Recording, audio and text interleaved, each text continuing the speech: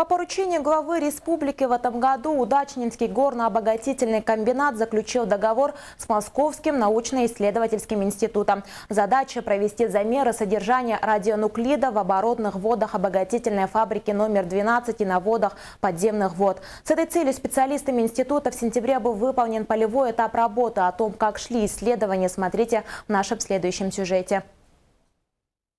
Специалистами Московского научно-исследовательского института были отобраны пробы воды из рек Далдын, Правый Киенг, Улахан, Бысытах, а также из наблюдательных скважин глубиной 5 метров вблизи объекта «Кристалл». Напомним, что здесь в 1974 году был произведен промышленный подземный ядерный взрыв для формирования основания плотины на левом берегу реки. В 2001 году именно в этой организации, с кем мы в этом году заключили договор, они разработали проект рекультивации, реабилитации этого объекта.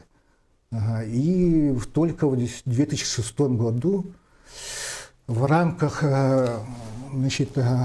трехстороннего соглашения между правительством Республики Саха-Якутия, компанией «Алросом» и Минатомом.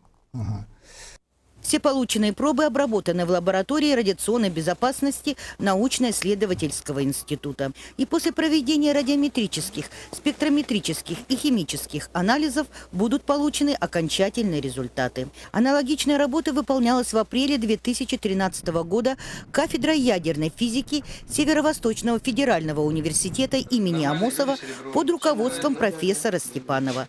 В отчете указано, что в рассолах трубки «Удачная» и в подземных водах содержится нерадиоактивный стронций-88, входящий в состав горных пород и не совпадающий с радиоактивным изотопом 90.